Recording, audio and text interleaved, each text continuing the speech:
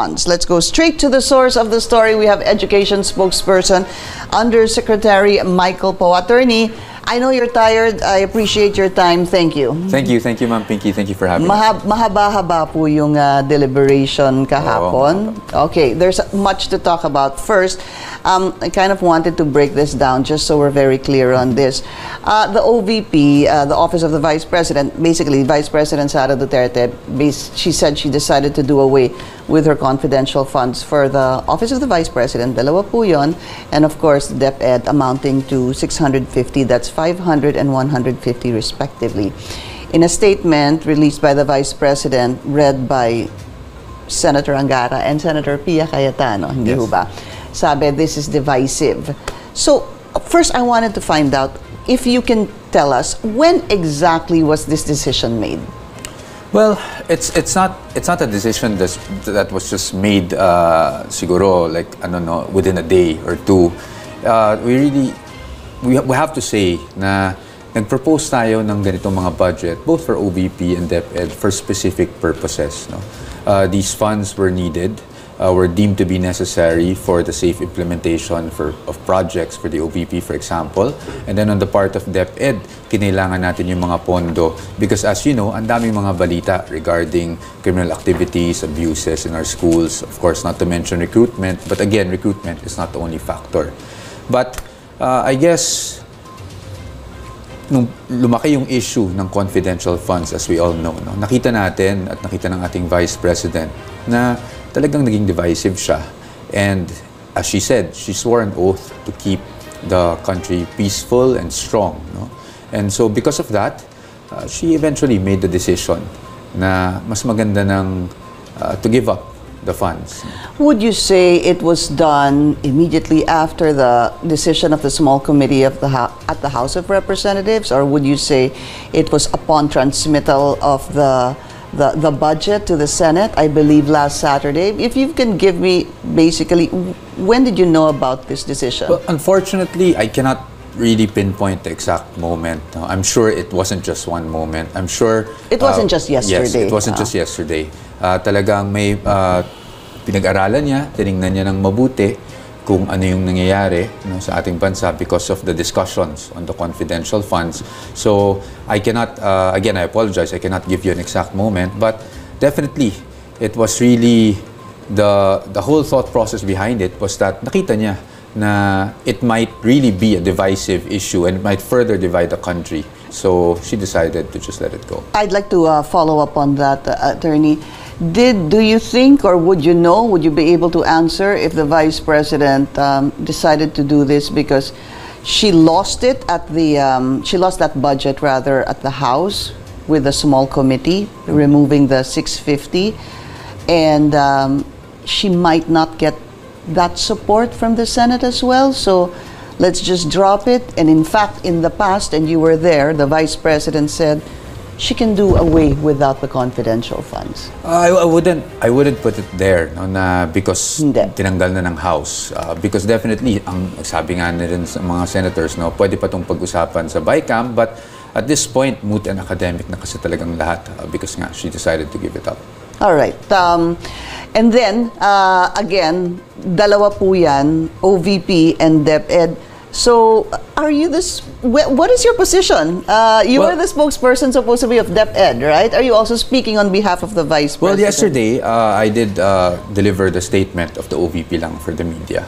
Okay. So, as of course, the spokesperson of the Vice President, no, it was my duty to deliver her statements to the media. Spokesperson of the Vice President, you said? Yes. Not the Education Secretary? But, well, sa atin naman ngayon, it's just really delivering the message.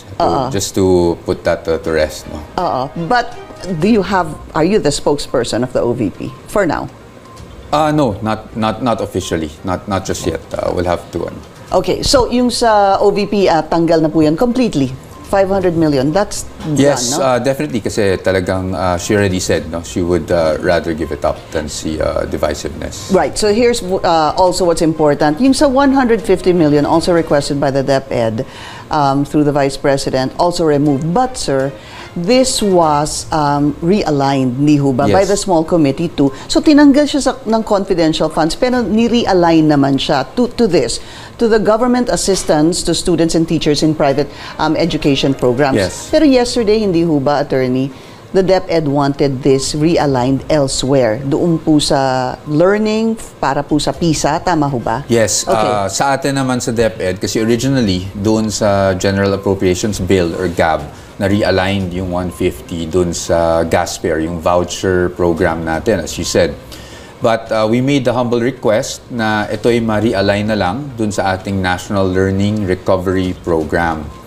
Of course, alam naman natin yung mga balita on learning poverty, learning loss, and as was mentioned yesterday, there's this international assessment, no, yung PISA results that this test was administered sometime May 2022, if I'm not mistaken. In any case, before the resumption of in-person classes, and the results are coming out this December. To be honest, we're not really expecting good results. So right now, we're really focused, the Department of Education, on learning recovery, and that is why we requested that if there were realignments to be made, i-realign na lang yung pondo sa National Learning Recovery Program. If you would just give me some time to explain what this program is all about. I was going to ask you about that. Go ahead, sir. Ang nilalaman ng National Learning Recovery Program would be our National Reading Program, which we are rolling out, our National Math Program, National Science and Technology Program. So ito yung mga nationwide, meron tayong iisang programa para tumutok sa reading, math, and science. Okay. Plus, this also includes yung ginawa na natin this year, no? What we piloted, which was the National Learning Camp. Ito yung learning camp held during school breaks. So dito, pag may kailangan ng enhancements or remedial classes, dito, voluntary to, pero ito yung sinasagawa natin during school breaks. So, these are the steps we are taking, of course, alongside the launch of our Matatag curriculum, the new curriculum for kinder to grade 10. And we're hoping that with these programs, we're able to really improve our performance. I think in terms of assessment. even in past interviews, admittedly, Congressman Roman Romulo, also very dedicated, no, to the education sector, basically was saying, kailangan talaga read, sabi niya. Kailangan ng math, kailangan ng science. But how does this affect, for example, I mean, did you not have enough budget for this, ito pong national learning? Kasi kung ikukumpara naman natin, parang importante din yung voucher, hindi ho ba? Yes. To be able to move from one school to another. So how do you balance that out? Okay, well, pagdating po dun sa voucher, we propose a budget. There is a bit of deficit. Pero nabigyan na tayo ng additional ng Senate dito. No? Nagdagdag sila ng, I think, around 1 more billion. But I haven't seen kasi the final report. No? But at least from the conversations or discussions we've had, nagkaroon na ng dagdag yung voucher program. So, when you talk about realignments, we need to determine kung saan may impact talaga pag nagdagdag ka. Pagdating sa National Learning Recovery Program, I think we have to explain kasi the budget process. Yung National Learning Camp, for example, was piloted noong July during the school break. When the NEP, or the National Expenditure Program, was approved by the DBM, no? When the budget proposals from the agencies were made, this was prior to Wala pa July. yung camp. Yes. So, hindi pa natin na-assess at that time kung magkano talaga yung kailangan nating gastusin for the camp. So now, even if the National Learning Recovery Program has been crafted and there is a budget allocation for that, we feel that kakailanganin pa ng konti pang pondo. So if there were any realignments to be made just to ensure that we are able to maximize learning recovery, doon na lang natin ilagay yung pondo. That is the basis of the request. Does it necessarily